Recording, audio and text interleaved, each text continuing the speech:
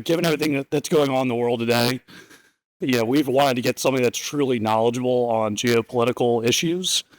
I don't know if you guys know this. There's quite a bit going on. We're just joking. Probably need to check our phone right now because every 10 minutes your things could categorically change. We're honored here to have with us Dr. Stephen Long. He's an associate professor of political science and global studies at the University of Richmond. Excuse me. Dr. Long's expertise lies in international relations and American foreign policy, with a particular focus on the causes of war, rivalries, and the dynamics of victory and defeat.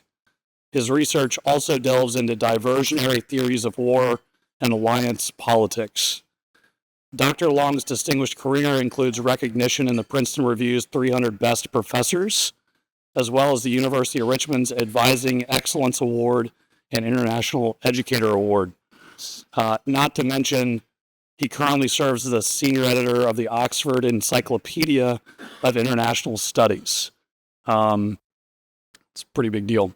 Today, Dr. Long will guide us through critical global challenges, including Iran's nuclear program, the ongoing Ukraine war, the complexities of the South China Sea dispute, and the evolving situation surrounding Taiwan. So, without further ado, Dr. Long. Thank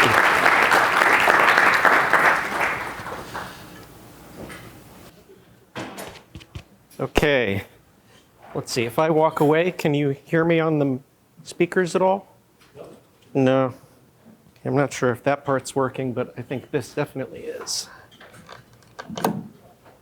Yeah. Okay. Better.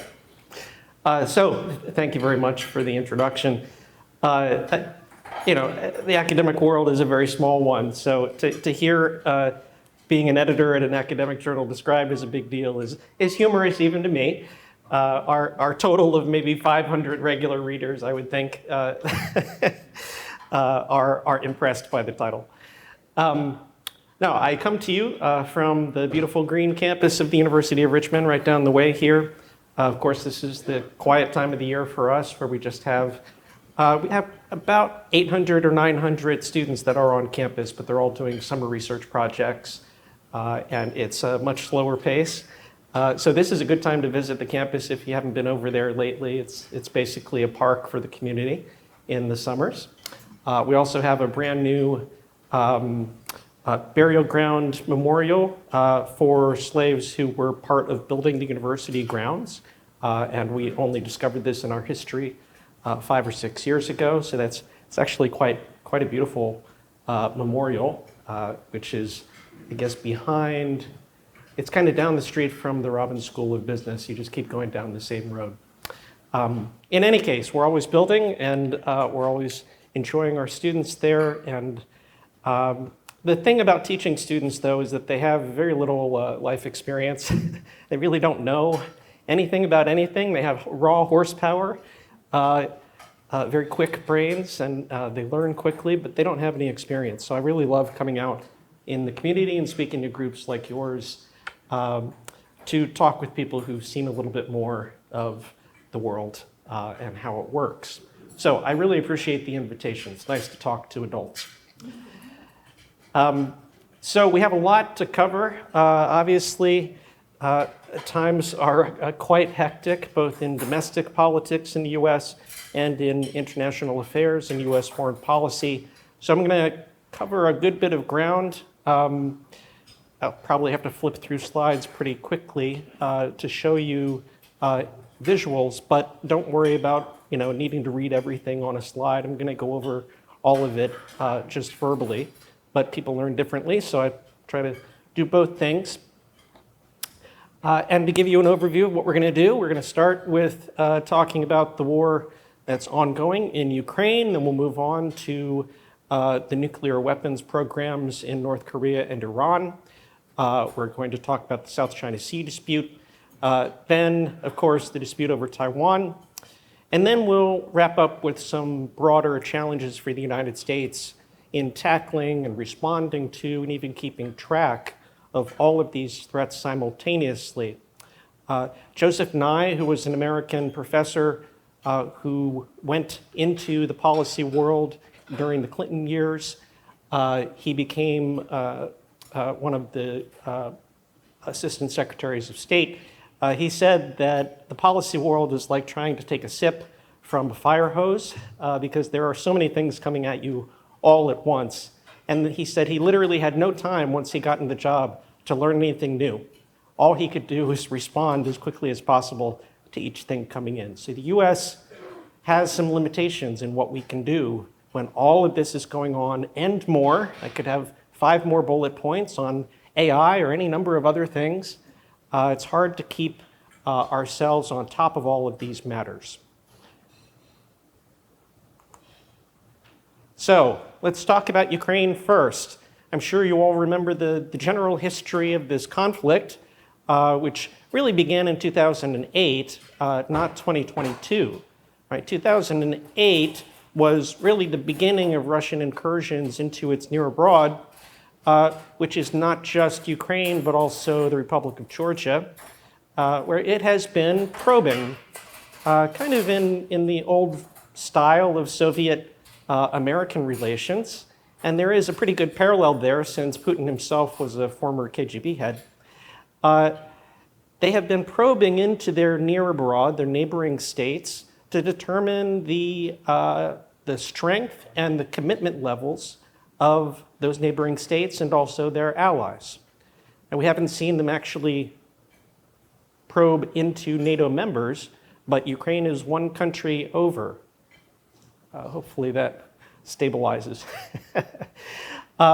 Okay, but the war that we're all looking at now really opened in 2022, when, as you recall, Russia, using Belarus and its own border with Ukraine, moved very quickly into these red areas that are contested. All of this area of northern and eastern Ukraine was quickly taken either by Russian forces or by pro-Russian militias inside of Ukraine, because Ukraine has a pretty sizable Russian ethnic minority. Although I will say, I don't have time to go through the details, but the concept of ethnicity is a moving target, especially in Ukraine. And so everyone was taught Russian, for instance, under the Soviet system. People started to identify themselves as ethnically Russian. Nowadays, if you ask if you're ethnically Russian, it's only about 10% of the population who will say yes anymore.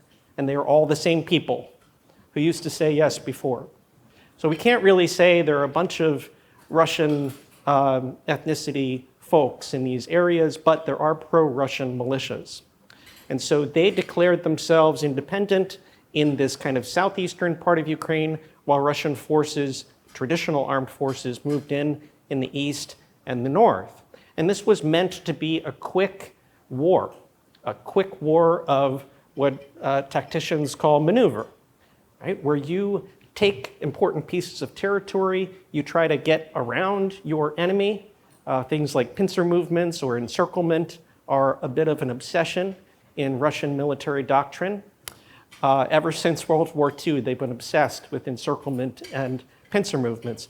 And so they thought they would come into the north and they would quickly encircle Kyiv and then force out Mr. Zelensky and replace him with their former Russian kind of puppet figure who was president in Ukraine before Zelensky. They even brought him to Belarus to prepare him to go in victoriously to Kyiv and declare a new government. The Ukrainians had different ideas, as we all discovered watching them successfully defend Kyiv, and grind the whole Russian offensive to a halt by just 1 month into the war. And over relatively short period of time, just a few months, we saw the Ukrainian national forces push the Russians all the way back across the Belarusian border and all the way across the original border with Russia, all the way down to where we are here by 2023. And really, they've retaken significant portions of Ukrainian territory, as you can see, and there's ongoing partisan activity within the areas that Russia still claims. But this has turned largely by 2023 into the war that we know now, which we call a war of attrition, right? Of just blasting the opponent for as long as you can and trying to hold up your forces and your morale and throwing men into the fight. But we learned a lot during 2023. Russia revealed itself to be fighting in a very old-fashioned form of combat, really learned and perfected during the Cold War, and it revealed significant weaknesses in everything from field tactics, how to take a hill, how to take a position, to logistics, supplying their forces in the field, to operational plans, understanding, well, if we want to win the war, which cities do we need to take first? Where should the campaign be focused? What should be the primary front? They made mistake after mistake after mistake. And this left a lot of Western analysts truly puzzled, because by the numbers, Russia should have won quite quickly. I was on a panel in, I think, the second week of the war, and it was me, it was a European politics professor, there was a Russian politics professor, and an anthropologist. And the Russian politics professor and I disagreed on what the chances were that Ukraine would be able to hold out until NATO could actually mobilize meaningful support. And I thought I was being really optimistic by saying that I thought they could last a few months. And he was thinking another week or two, max. And we were both really wrong, and most analysts were wrong. NATO wasn't expecting this to go as well as it did in the early months. I think even the Ukrainians were surprised. Certainly the Russians were. But what we saw was a failure to think in long-term planning for supplying the troops. We had armored columns actually running out of gas on the offensive in the northern part of Ukraine. We had soldiers who were really not very well trained, failing to obey orders in the field, retreating, panicking in the field, allowing themselves to get surrounded when they really had the advantage in numbers and firepower. It became kind of this mythical quality of some of the Ukrainian units in the minds of the Russians. Kind of ironic, because in World War II, from May 1942 on, you see this kind of mythical quality for the Russian troops, right? The Germans were terrified of the Eastern Front, and now we have the Russians terrified of the Ukrainians in this case. And we also saw the flaws of a politically driven military.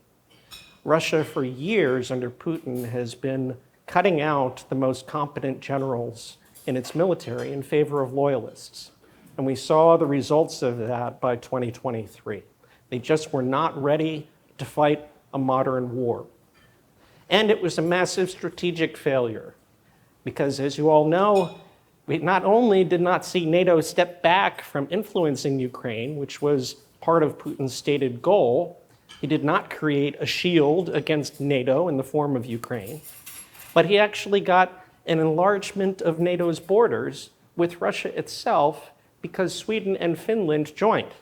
And the Finnish border alone is miles and miles of direct border with Russia. So it really backfired on Putin. It really has continued to be a terrible strategic blunder for him. And it has been a wake-up call for NATO. Right? If Putin had wanted a weaker NATO, more intimidated NATO, and a neutral zone between Russia and NATO, he's not getting any of those things. He's not getting the neutral zone. I think in the long term, he's not likely to keep all of the territory he has now within Ukrainian borders. And he's not getting an intimidated and weakened NATO at all. In fact, he's getting a reinvigorated NATO. Now, over time, it is true since the end of the Cold War, and even during the Cold War, defense spending by the members of NATO was declining. And this led to the big burden-sharing debate between the United States and the European members of NATO, which is the idea that the US was doing all the heavy lifting, right? That we were spending 4-5% of our GDP on defense, while our European allies were often spending below 2%, especially after the Cold War. See, all of these examples underneath the 2% threshold. And so I think rightfully President Trump in the first term put pressure on the Europeans to spend more.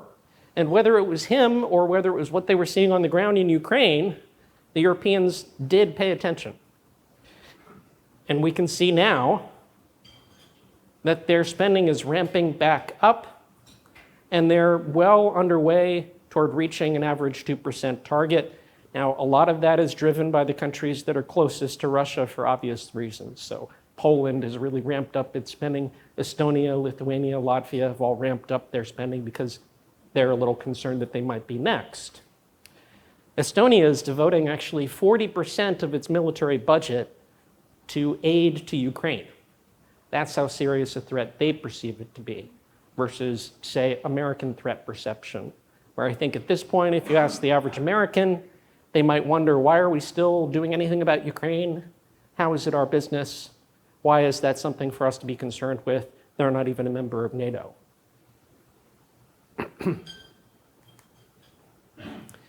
There are also some fascinating things happening, and as my introduction kindly noted, I'm interested in victory and defeat in warfare. I mostly study the political causes, things about political resolve and leadership, and not kind of the numbers part of warfare. But technology kind of bridges the gap a little bit between leadership and politics and tactics and on-the-ground fighting, because it can be used to replace manpower in certain scenarios. And that's exactly what we've seen Ukraine do since about 2024, early 2024. We see Ukraine really recognizing that it is running out of trained soldiers, that it is outnumbered still because Russia has a massive capacity to draft unwilling civilians to go to fight and scare them into doing it.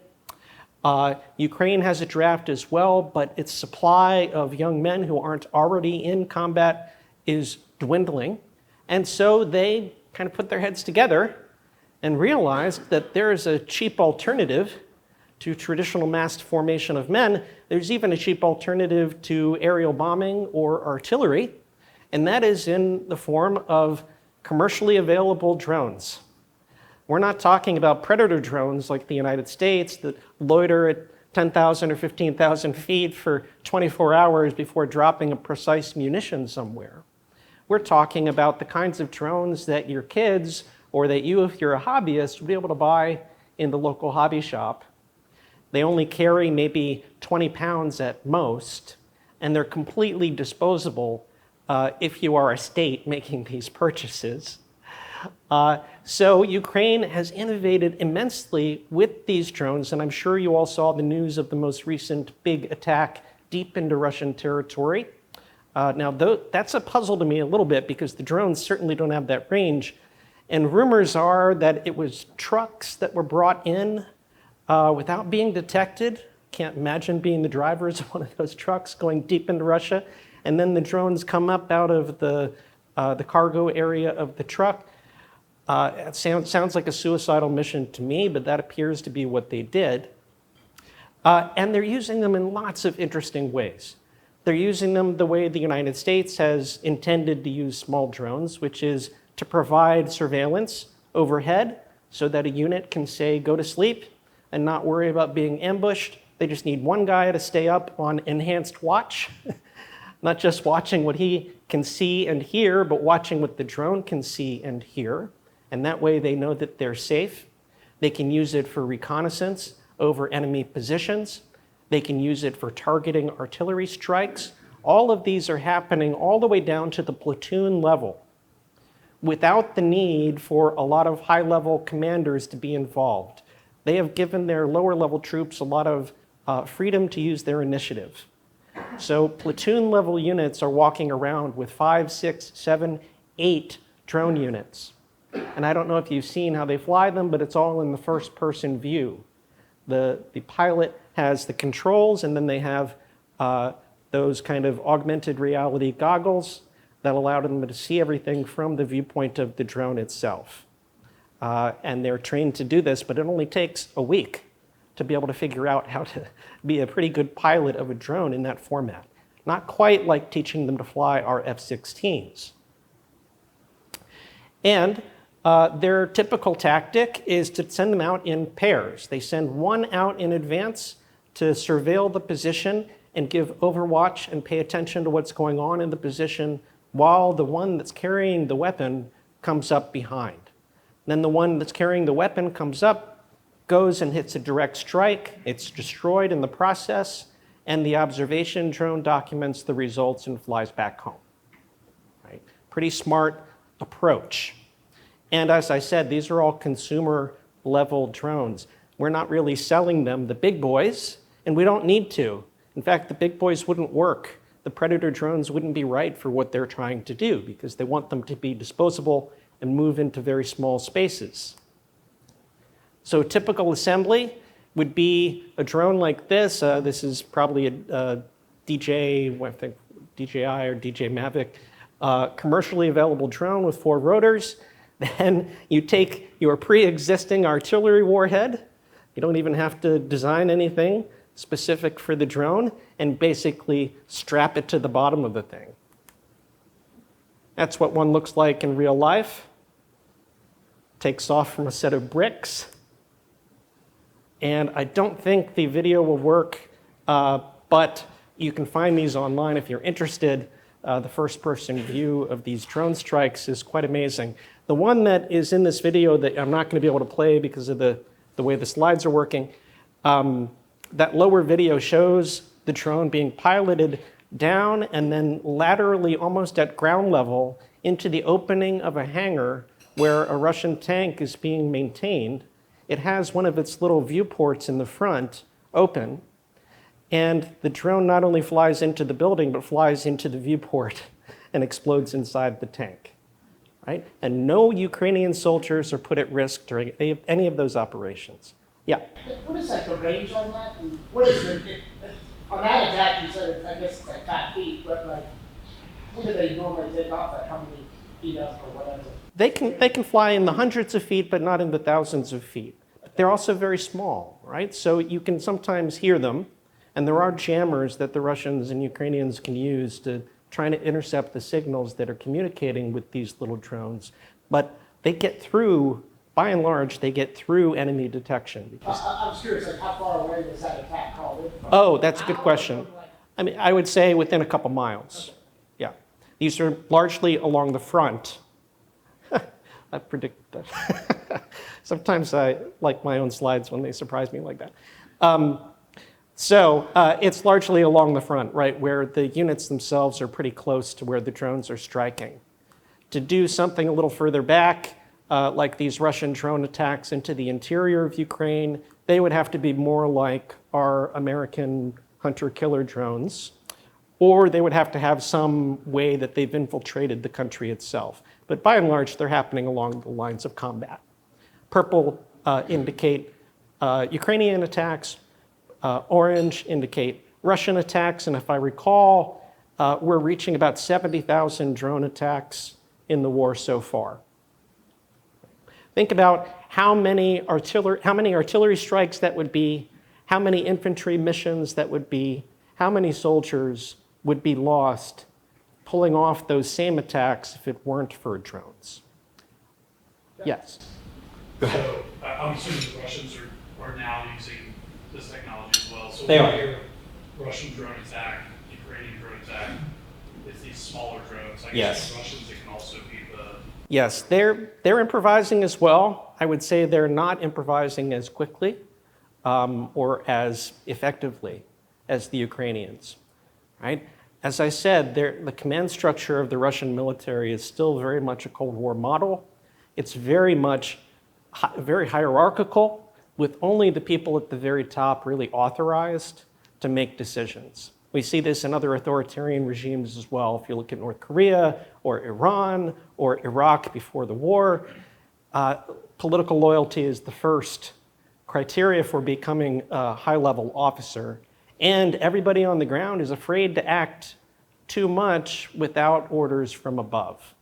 Whereas, in the American military, troops are given the broad objectives and they're asked to take the initiative when it's appropriate.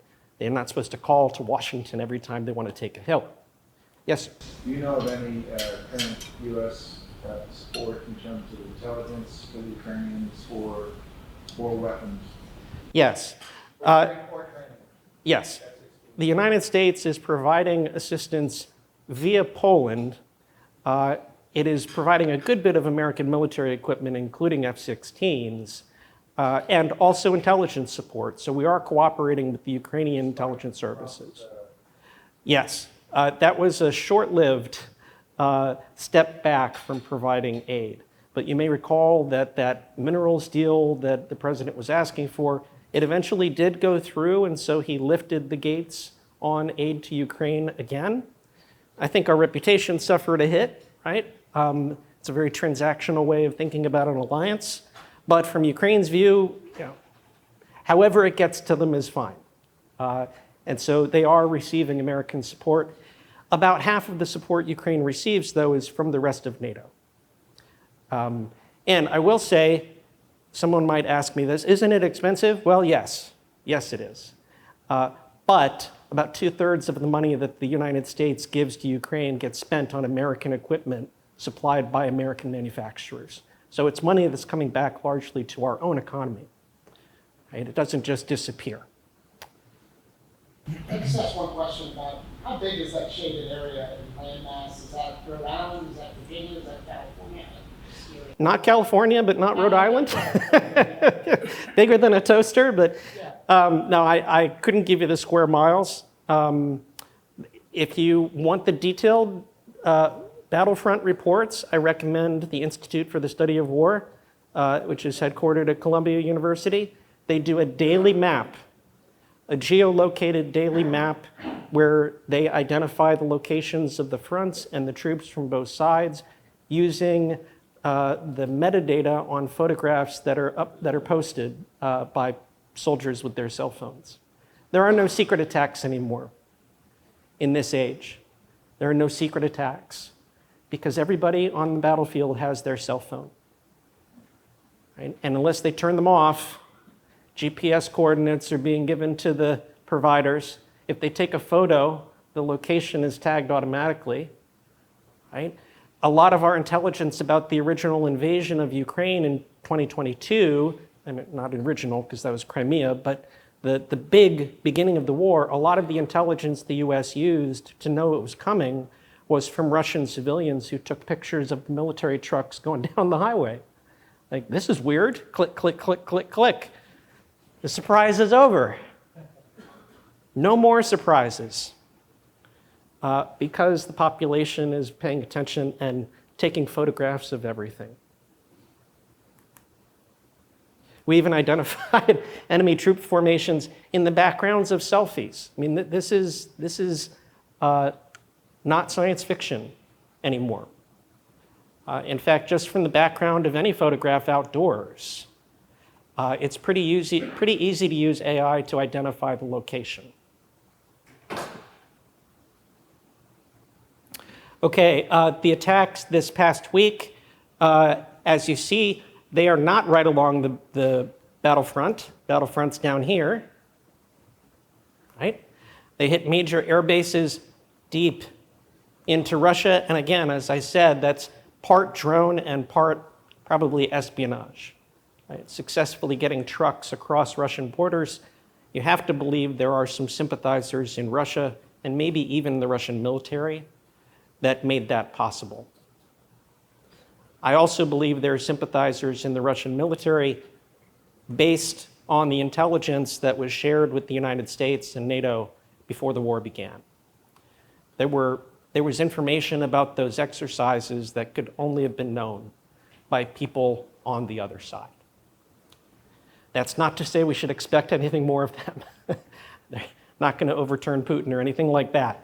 But there are supporters out there that think this war is incorrect for Russia. And Russia is getting worn down. Circa 2025, Russia is declining in its advantages, its traditional advantage in manpower, because it's drafting more and more unsuitable conscripts to its military, everyone from prisoners to the elderly, to people who have physical handicaps, They're bringing them in by force into the military, but they are unwilling participants. Whenever anyone tells me, oh, we should have a universal draft, everyone should have the sense of service, I'm pretty sure commanding officers don't want a bunch of people who don't want to be there and who are going to give them trouble when they're given commands. And that's what Russia's facing now. A bunch of, as my mom would say, ne'er-do-wells and layabouts. These are people who are not eager to serve. They're looking for opportunities to escape. They're going to ignore orders. They may not fire when they're asked to, et cetera, et cetera. And Russia's losing its bomber fleet gradually to Ukrainian air defenses, which are quite capable, and also to Ukrainian attacks on airfields. They have been wise in targeting the air power of Russia because it still has not quite air superiority, but Ukraine does not have air superiority either at this point. So it's smart to focus on Russian air power, where they have a big advantage. And we've seen they're even running out of ammunition.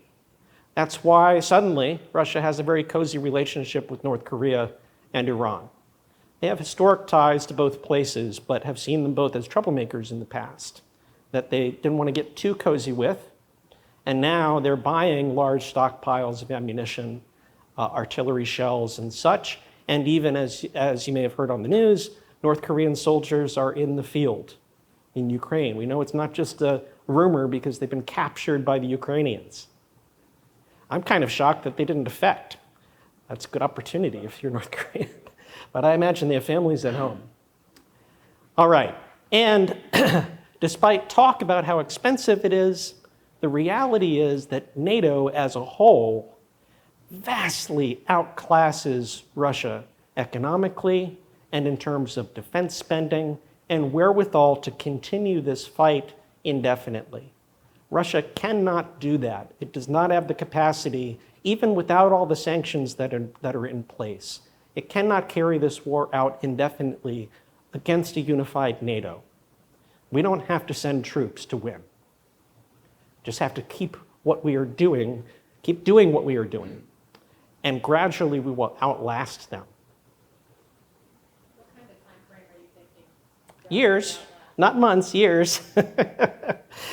I mean, I would be surprised if we do stick with this attrition strategy, if we do stick with kind of keeping some limits on what Ukraine is allowed to do, I suspect we're talking about at least 3 more years.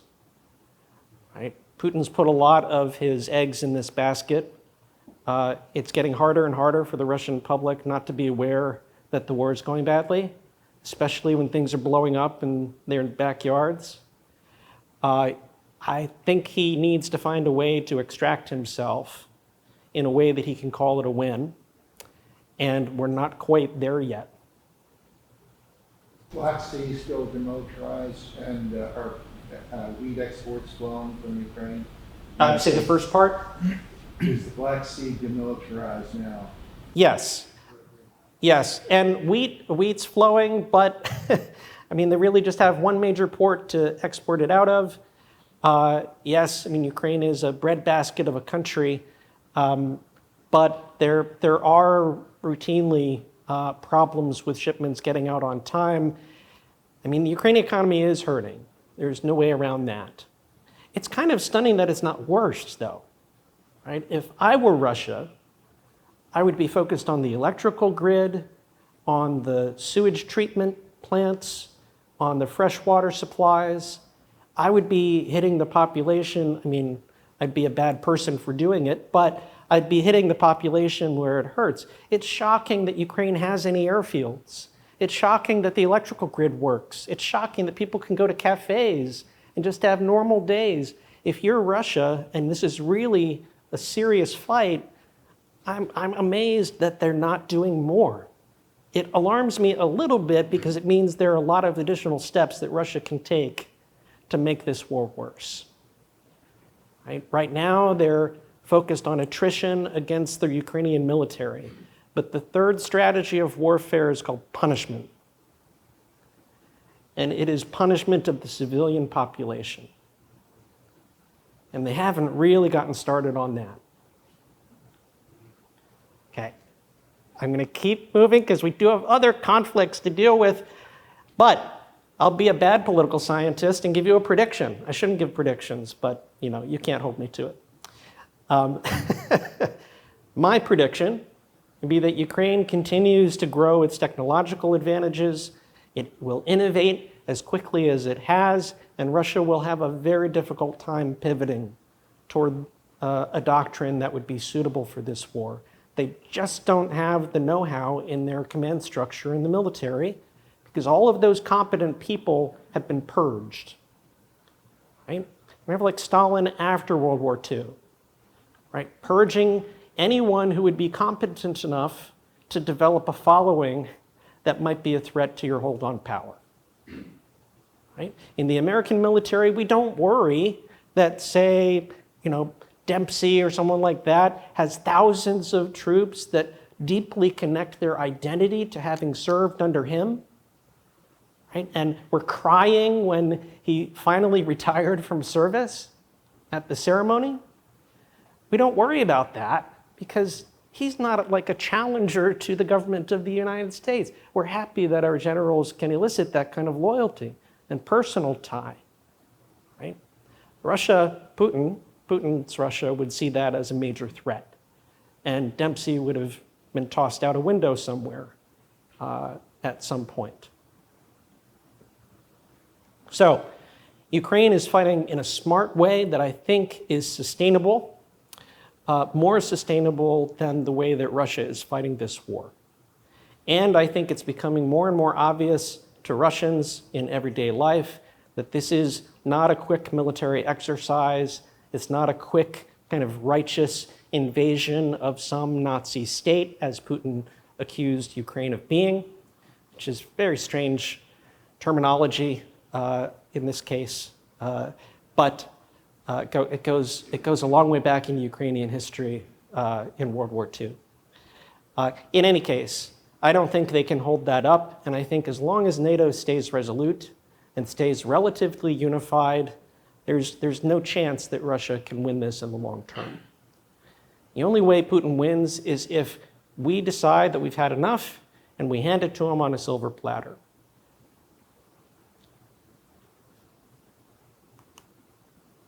Before we move on. Yeah. I may have missed this. What is, in your mind, Go ahead, I'm sorry. well, what's Putin's goal with all this? It seems like, Well, yeah. Why does he want Ukraine? Does it stop Ukraine if he had his way? Yeah, I've had to have this argument many times with students who kind of come in with the mindset that Putin is evil, right? He's Hitler or Mussolini, or Pol Pot or whatever. And I don't think he is. I don't think he's evil. I don't think his aspirations are limitless. I think he's an opportunist, and he's incredibly good at sensing weakness. He's a realist, right? He wants to do what he can achieve without the cost being too high. He's not willing to sacrifice himself or his regime for some righteous cause that he envisions. I think, yes, the goal was to take all of Ukraine, but not to occupy it directly. The signs are that he wanted a puppet leader, maybe even allow them to continue to have democratic elections, but only if they elect pro-Russian leaders. I think that's what he was looking for with Ukraine. He saw it as a buffer. He wanted to make sure it would not join NATO and it would not join the EU. That was the goal with Ukraine. Going further into NATO does not seem to make sense to me, but I don't blame Poland and Estonia and Latvia and Lithuania for seeing that a bit differently. It's easy for me to say they're not under threat. But if he had won the war in Ukraine, I can totally understand why they would perceive themselves to be under threat. And he has made the same claims about Latvia that he made about Ukraine, which is that the local government is suppressing the rights of Russian speakers. This is such a dumb story, really, at the beginning, because it's a bad lie on his part. Putin doesn't lie well. He doesn't care that the lie is believable or not. Right? It's almost insulting to our intelligence the way he lies. Not even good. Give me a good story. But he doesn't do that. He says Russian speakers were being oppressed because Ukraine was going to stop teaching Russian language as a primary language in school. Invade, right? I mean, that doesn't make sense, but that was his claim. And he also has made that claim about Latvia, that Russian speakers in Latvia are being oppressed, and that they're ethnic Russians. And again, ethnicity in Eastern Europe and Central Europe is really messy because we have decades of Soviet pro-Russian language policy in all of the peripheral states around Russia. So people may associate themselves with Russia because of the language and may even think they're ethnically Russian when they're not. But when it benefited you to have a Russian last name and to speak Russian, suddenly there are a lot more Russians on the ground. So it's a very strange story he's trying to weave. I can see why at least Latvia would be alarmed, but I don't really see the cold logic of going further than Ukraine. Really don't see it. But, don't take my word for it. I do think he's rational in the end.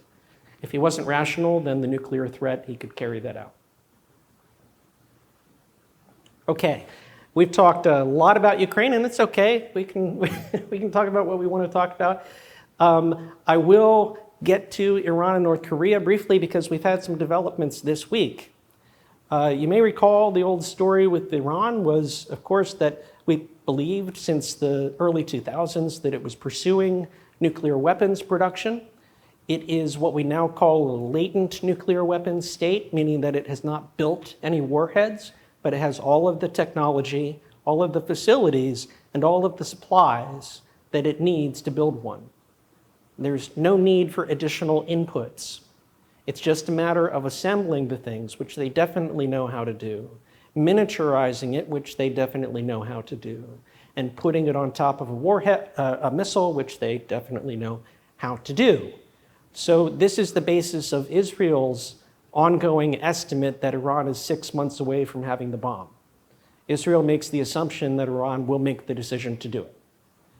But it continues to be 6 months away indefinitely until it decides to build one, which is why the Europeans and even the United States sometimes give longer timetables for when Iran might have a nuclear weapon. Israel is the most alarmed for obvious reasons. And then US is next most alarmed. And then the Europeans are third in line for how high their level of alarm is in terms of when they think this is likely to happen. In response to this program, the United States engaged with Iran under the Obama administration. It struck the so-called Iran nuclear deal, where they agreed to freeze enrichment. They also agreed to deactivate thousands of their centrifuges that were used for this process. They agreed to the strictest weapons inspections by UN personnel that any country has ever been under. And according to the IAEA, the inspection agency under the UN, they followed the deal. They followed the terms of the treaty. But our presidency changed, of course, and President Trump asserted that it was not a good deal, wasn't a good enough deal, and unilaterally pulled the United States out of it. And so after that, we ramped up more sanctions during the first Trump presidency. Biden tried to bring Iran back to the table, but failed to do so. And if you're Iran, you can kind of understand why they wouldn't want to make another deal, since the US backed away from the first one. Biden was not able to make that happen. And so the progress since then on the nuclear weapons program is that they've basically been able to rebuild their enriched stockpile of uranium. And we've seen escalating tensions between the United States and Iran, including the assassination by drone strike of a military general, the Iranian Revolutionary Guard Corps leader, General Soleimani, in 2020. And we didn't do that when he was in Iran. We did it when he was in Iraq. And I think wisely on their part, Iran basically didn't respond to that. They were too concerned about escalation. We've also seen a cozying up between Russia and Iran over the past few years. Iran has been supplying weapons and ammunition, no troops, but weapons, ammunition, and so on, even actual bullets, to Russia to assist in the war in Ukraine. And you may have read the news today that they just struck a tentative deal for Russian scientists to help modernize some of Iran's nuclear reactors. Now, those are power reactors, but as I'll explain in a second, there's really no difference that's important between having a nuclear reactor and having a supply point for a weapons program. So, what are they doing now? They're escalating to enriching uranium through centrifuges, uranium gas, to the weapons-grade material of highly enriched uranium, above kind of the 20% threshold, well above the 5% threshold that the Nuclear Nonproliferation Treaty allows. They've engaged in continuing provocative attacks. They seized a South Korean ship that was floating by Iranian waters. They've conducted naval exercises with a mock-up of an Israeli ship and a base, trying to show that they could strike these things from some distance. They provided drones, ammunition, and artillery, as I said, to Russia.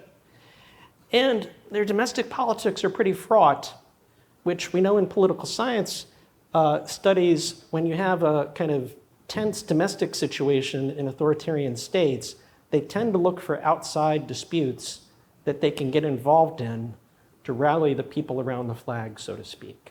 That's the diversionary theory of war. So these are risky times. This week, there was a development that the Trump administration proposed to Iran through Egypt that perhaps we could strike a new nuclear deal with them. Strangely, we offered up pretty much everything they would want as our starting position, which I don't quite understand why we would kind of yield everything before we've even gotten a counteroffer from them. You want to go in tough, as any of you business folks would know. You want to go in tough and then work back to the deal that you'll find acceptable and hopefully advantageous. We agreed, or we offered to agree, that we would help them build nuclear power reactors. And again, there's no such thing as a nuclear reactor that can't be used for weapons research purposes. If they would stop all uranium enrichment again, pause it. But we didn't require that they disassemble anything, destroy any stockpiles. We're not even proposing that they adhere to that kind of requirement. We didn't do anything about their missile program, which is another source of problems with Iran. We didn't rope in any of their support for Hezbollah or their support for other terrorist organizations around the Middle East. There's nothing else in here. It's just very odd, because these points that I note as problems are all things that President Trump raised as a critique of the original deal. So if you want to fix the original deal, you have to deal with those things, and maybe it's forthcoming. All I have is one New York Times report of the proposal that was given to Egypt, which they got from Egyptian sources. So maybe there is more to it. I would hope there is. I would hope it's a tougher deal than that, or we're actually stepping back in our capacity to stop Iran from gaining nuclear weapons.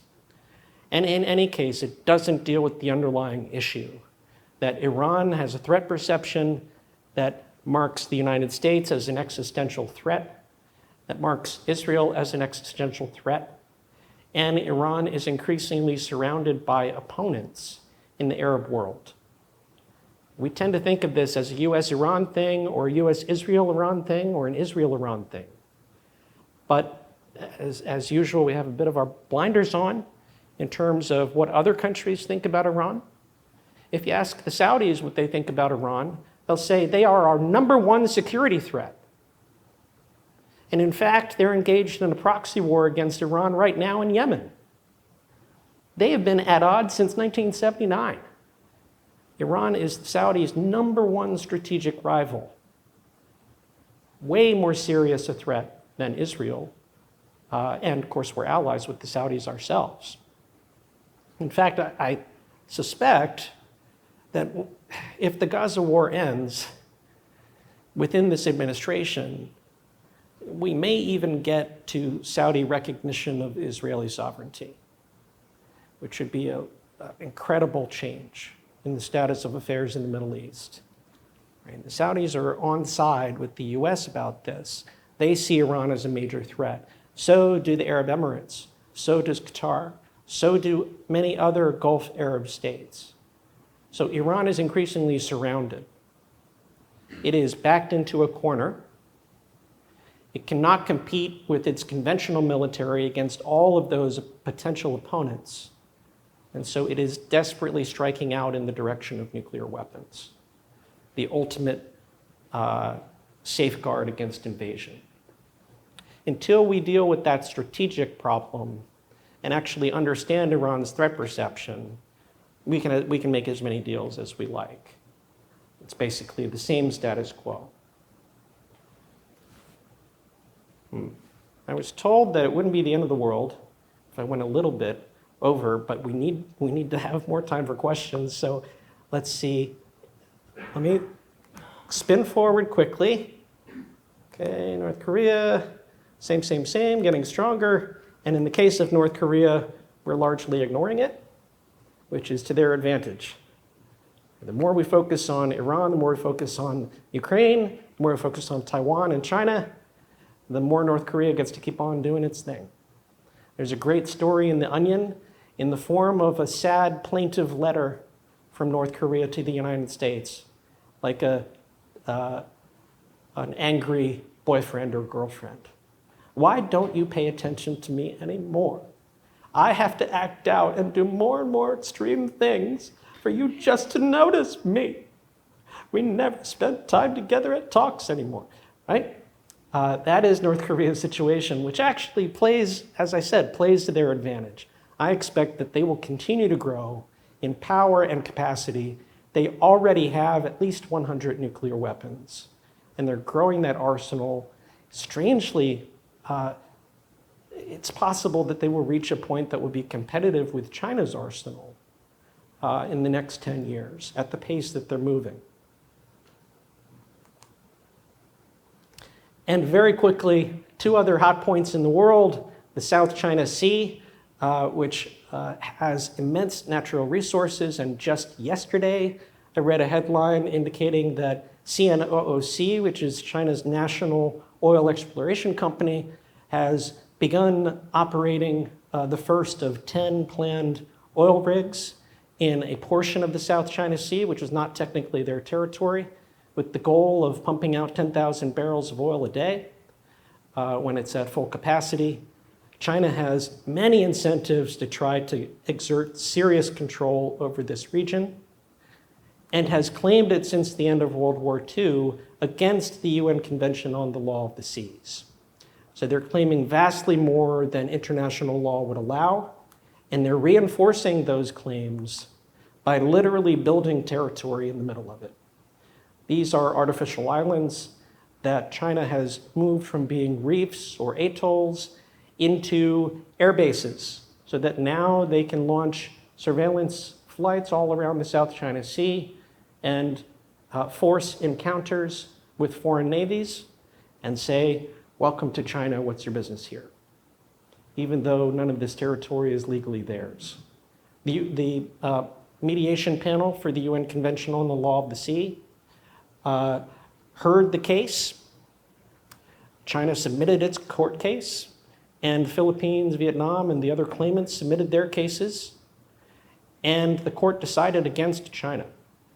Right? It has lost the legal dispute, and so it's just making it true physically instead.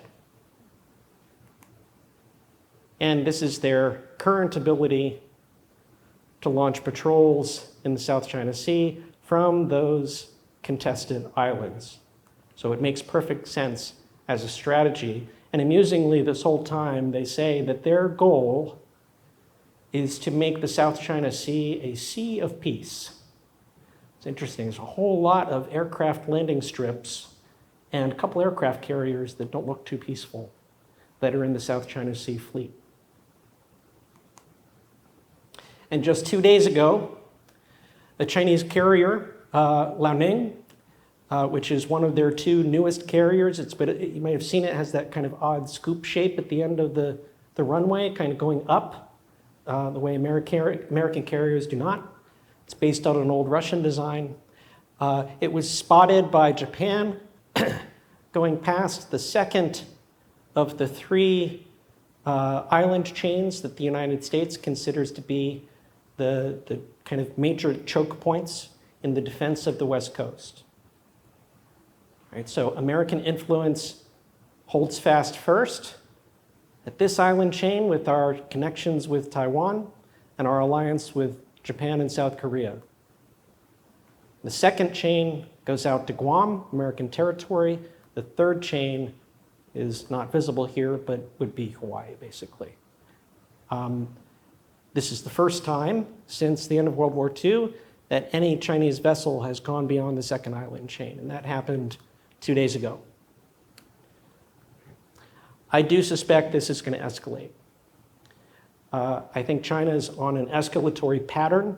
They're not just maintaining the status quo, they're pushing the status quo as far as they can. And it's getting hotter and hotter and hotter. We've seen Chinese ships spotted west of Guam before. We've never seen Chinese ships spotted east of Guam. And this is very much on purpose. These are not mistakes. I think the more distracted we are, the more appealing this kind of probing activity is by the Chinese. And then finally, Taiwan, the other probably most likely clash point between the US and China in the next 20 years, they're doing the same thing. This map shows Chinese mainland aerial incursions into what Taiwan considers to be its defensive zone, its air identification zone. They track them every year. We had a tripling of flights going into Taiwanese airspace in 2022 and 2023. It has ramped back down in 2024 for reasons unknown. But we've also seen changes in kind of the status quo with Taiwan that are alarming on both sides. China's launched these incursions, and on the other hand, the US has sold new types of military technology to Taiwan that used to be out of bounds. And we've made direct diplomatic visits, everything short of the president. We've made direct diplomatic visits to Taiwan, which we do not officially recognize as an independent state. It's in this weird limbo of not being China, but not being independent. It has a building full of American diplomats in it, but it's not an embassy. It's the American Institute. And technically, all of those State Department diplomats are on vacation while they work there to maintain the facade.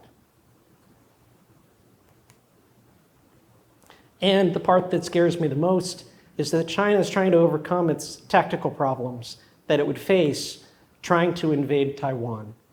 There are very narrow beaches in Taiwan, very high waves in the Taiwan Straits.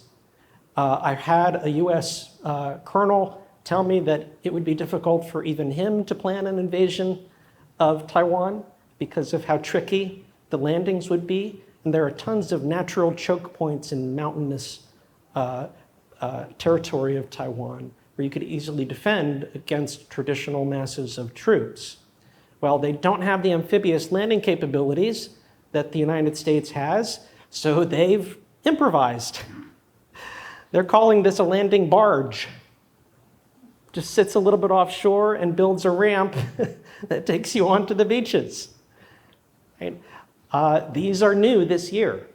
There is no logical use for these things except to take Taiwan. Now, this could be saber-rattling to showing they could, but I'm concerned. The Chinese military. Yeah, the Navy, Chinese Navy. Theoretically, yeah.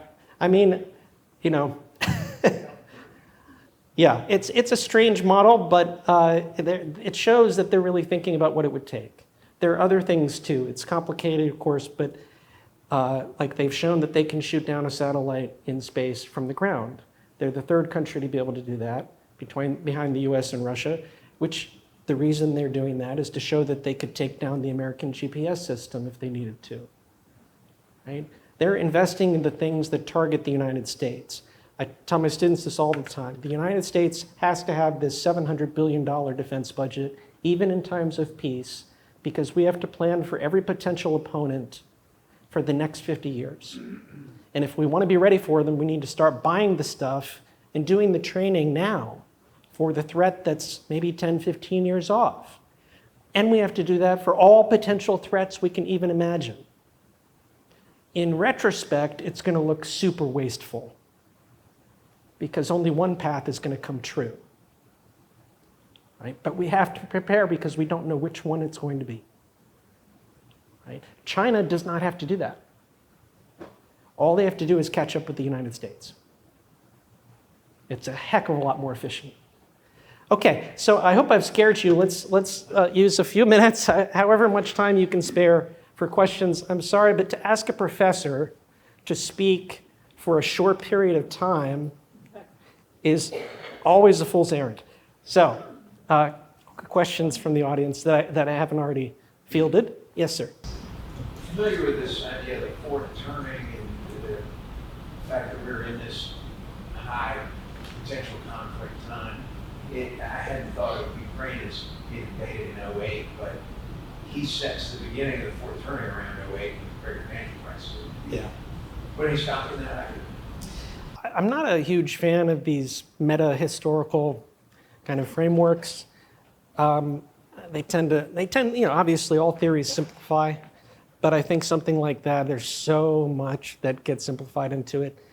And I'm always wary of frameworks and metaphors and especially analogies that make us think too quickly through something, right? You'll often hear an analogy in the policy world that, if we stop defending Ukraine now, that's like the Munich appeasement, right? The Munich appeasement of Hitler, and look what happened after that. We should never have done that. And so we've got to do this, this, and this. I agree that we do need to keep supporting Ukraine, but we should not base it on analogies that are not very closely tied together, right? Analogies are a mental shortcut, and it makes us think more quickly, but we also tend to overlook the important differences. So this is something kind of famously that John F. Kennedy was demanding that his ex-com think differently about during the Cuban Missile Crisis. Let's not try to compare this to something that we've all experienced before because this is new. So I'm not, no offense to the author, of course, but I think maybe that it's just too broad characterization to be useful, and sometimes things like that can even be dangerous. Like, I'm sure you've heard the term, we don't negotiate with terrorists, right? Or even we don't negotiate with the sponsors of terrorists. Okay, but we were able to negotiate with the Soviet Union at the peak of the Cold War twice. Cuban Missile Crisis, and then again under, of all people, Ronald Reagan, right? The ultimate Cold Warrior, who built the defense budget that we have today. He made nuclear arms reduction deals with the Soviets while we were at each other's throats around the world. Right? So these kind of broad truisms about, we don't negotiate with the enemy, it's all or nothing. I think they're risky. Yes? Another ending question. Why would the Jews be worth the squeeze for Taiwan? Yeah. So I guess if you're looking economically, the juice is the semiconductor industry, right? Which is less and less of an advantage over the years. I mean, both the US and China have made movements toward improving our own semiconductor production capacity with kind of some hits and misses on that. But yes, Taiwan supplies a massive share of the world's semiconductors. It is a tech hub in other ways too. for networking technology and other things. But I don't think it's about the economic argument for China in this case as much as it is the kind of geopolitical position that Taiwan is too deeply tied to the reputation of China. They've said too much about it to back away now. Even if it was less physically valuable, I think they would still stick to their guns about it. And where you see China react the most hostilely to Taiwan is in the times when Taiwan has talked about Taiwanese identity as being different from being Chinese. The DPP, the not really pro-democracy anymore, but the opposition party to the most powerful KMT party in Taiwan, the DPP, they tend to be a little more pro-independence than the KMT is. And when they were in power last time in the parliament, they enacted a national referendum asking people, do you identify as Taiwanese or do you identify as Chinese? Right? Now, it wasn't a majority who said Taiwanese, but the numbers were high enough that China got freaked out. And I think that's where the real struggle is. China has committed itself to this idea that the people in Taiwan are Chinese, that Taiwan is Chinese. They've said it too much. They've made it too much of their strategy. And even if it's not worth taking anymore, actually it would hurt them to take it in some ways because they trade with Taiwan quite actively, despite being geopolitical rivals. I think they're still aiming for it. And if I had to make a prediction on this one, I'd say no war yet, but war in my lifetime. And then we have to decide, do we want to be part of that or not? I guess the economic challenges China's having now is also galvanizing. Well, I've heard both stories on that. I talk with our Chinese expert a lot, and she has the view that it would be too expensive right now, even if they had the tactical capabilities, it'd be too expensive right now for them to start a war. So that's why she thinks it's going to take longer. My analysis is that it's more about the being able, the logistics and the tactics of it. They're not quite there yet. These are proof of concept. They only have 2 of these things, right? So I don't think they've demonstrated that they can take it successfully, but 20 years out, I think so. Yeah. And I'm not alone in thinking that. Richard Betts, who's one of the most famous, small-time famous political scientists, said that this is where he expects World War III to start. It was interesting to me that Pence said came out and said explicitly that we defend Taiwan, which I thought was sort of, I know Biden said it, someone everybody else walked it back. I don't feel like China really reacted to that, and I'd be curious to your thoughts. The other thing is, watching the Ukrainian siege drones, if I was China, I'd be very, think about how rough it would be anyways. Whatever Ukraine has been able to do with the siege drones would make it extremely difficult for China to come across. Yeah. Taiwan is making this. I would love to be in the room with the translator to know what China's making of the war in Ukraine. I'd love to know what lessons they're drawing from it. I hope they're drawing some lessons that will deter them, show that an overpowered country can defend itself pretty successfully. Taiwan has an inescapable problem, though, which is that it has no strategic depth. Ukraine has a lot of Ukraine to back into and keep fighting. Taiwan doesn't have anything to back into. I was there in, I think, 08 maybe, 09, something like that. And I went to their war college, the equivalent of their war college. And they gave this long presentation to those of us in the audience about the various defensive zones of Taiwan and when they'll know this and how fast they'll be able to react. And I think we all walked away thinking that none of that's enough time. They don't have enough time. If something happens, it's too late because there's nowhere to retreat to. And that they can't fix with technology, but I think they can make it hurt if they're alone. If we join them, then it's a real war. Yeah, then it's the big deal, Pacific Fleet, the whole thing. Okay, and I think we have these challenges in answering all the questions you're asking, right? That we are distracted We are juggling 15,000 plates in the air, trying to keep them all spinning at once, and our leaders are still human beings. They have limits to what they can perceive and understand all at once. And you can see that message control right now isn't tight, right? The fact that Hegseth is saying something that maybe Trump didn't specifically approve, right? And rumor has it that they're having a hard time finding aides to work with Hegseth right now because he's a difficult personality.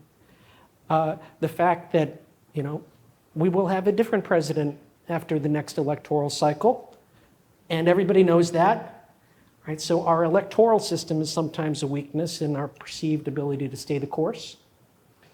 And I'd say within this 4-year period, I think we're extremely unpredictable right now, which of course is bad for business, but also bad for foreign affairs. Any last questions? Yeah. Yeah, just kind of ending on that. I mean, I was thinking about, 300 years ago or whatever in the United States, where like, you really don't have these English people or whatever. Are there any, we talk about the same geographies every time, it's kind of the hotspots. I'm like, Yeah. Clearly not escalated to the same degree, but like, who are our frenemies right now? You know what I mean? Like, I'm just kind of curious, like, can they go here again? I'm not sure, like, what are they going to do about it? Or, I mean, just curious if there's any, when you think about these things out that we're preparing for outside of the ones that everyone knows we're preparing for, they sort of stand up in Europe or anywhere else in the world. Well, we're in a bizarre time in terms of our alliances in particular, right? Our allies are not always on the same wavelength as we are when it comes to what the threats are, how serious they are, how much it's worth to spend on these things. And there's been talk before the Ukraine war that maybe NATO would disintegrate, for instance, because the original threat that was the cause of it being formed was gone. And it coincided with the time where the US kind of turned inward for a while and showed less interest in those matters. But I think we are fortunate in that the American system that has been built since World War II benefits many, many more countries than it harms. And even for the countries that are maybe not completely supportive of all of the principles of it, they benefit enough economically and in terms of global stability that it makes no sense for them to jump ship. Right? We have built, whether on purpose or not, we've built a very inclusive, broadly beneficial system that I would argue is superior to the British system that came before it, the British imperial system, in terms of spreading out the goods, the wins. And so even when they disagree with us, our allies, I think, largely will stay on board. First, there's no good alternative, and second, they're getting more than they're losing. If we voluntarily stop providing those benefits over time, then that will change. Right? And I'm not a trade person, but I know a heck of a lot of trade people and economists. And I'll say, for instance, that the tariff policies that we're flirting with, they are a step back from providing a public good to the rest of the international system in the form of the American market. Right? Something that has been crucial in keeping them on board. So I think we can inflict some damage on ourselves if we choose to do it.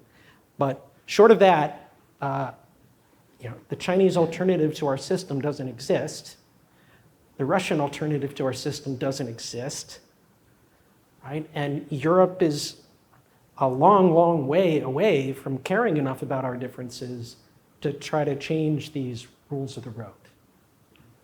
I was thinking about this too, like Steve, they've stolen plenty of secrets and stuff like that. And Yeah. But we ourselves admit that we spy on everybody except for 5 countries. And guess what? We spy on them too. Big picture question. I think we all have a tendency to think that geopolitics gets more complex by the week. Is that really true, or is that just recency bias covering up the fact that the world's always been a messy place? Sure, I think you're right. It's recency bias, right? For instance, with technological change, everybody's talking about AI and all of that. And then before that, it was, the internet's going to change everything. We're going to get haircuts online and whatever. AI is alarming, and I almost made it another bullet point up here. But if you think about an exponential curve, right, and the mathematical properties of a process that's changing at an exponential rate is that at every point on the curve, it's exponential.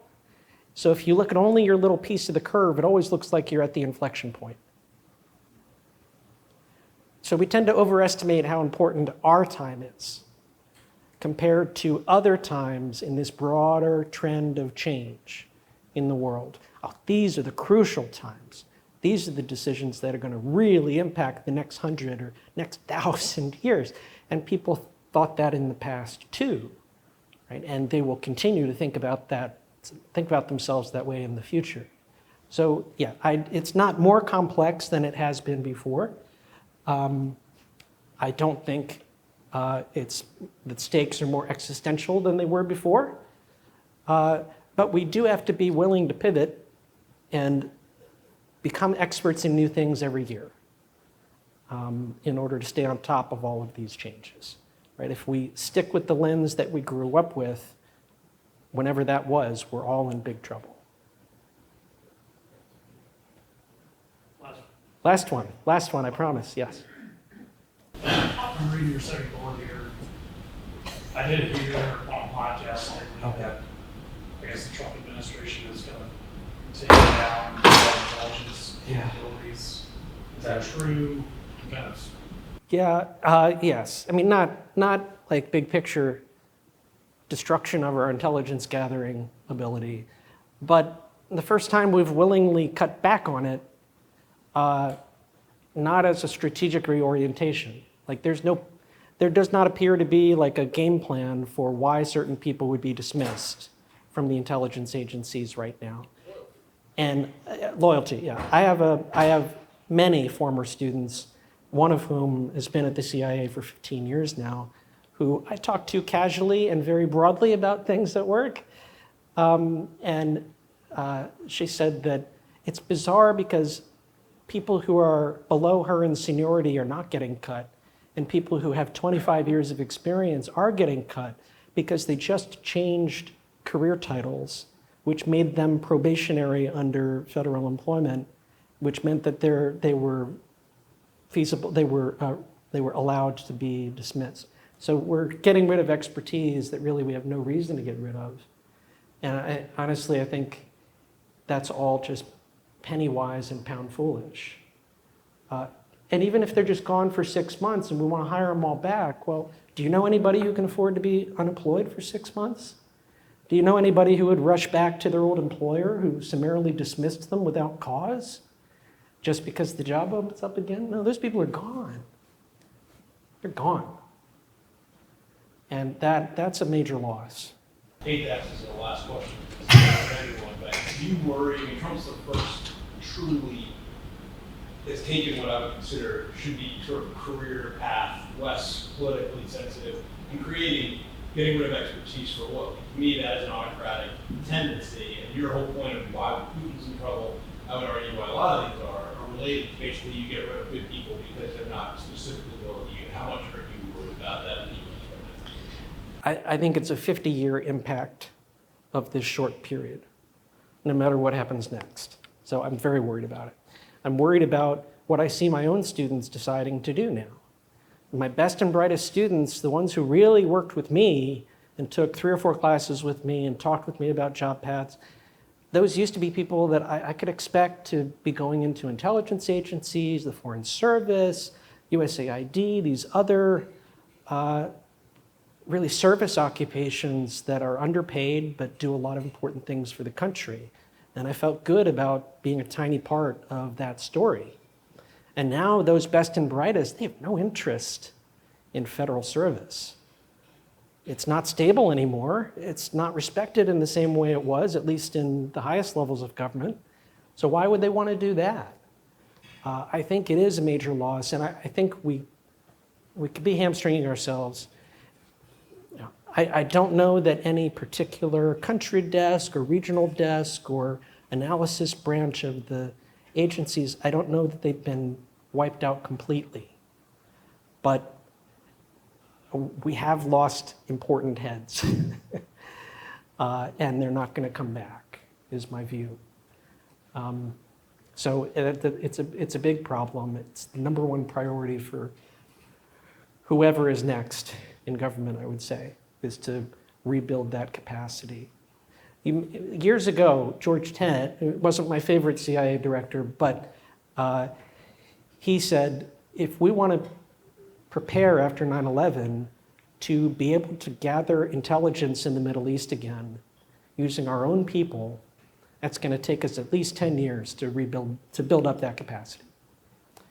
Right? And it really did take that long. And we're not talking about just one region anymore. So that's, yeah, I don't have to fix these problems, thank goodness.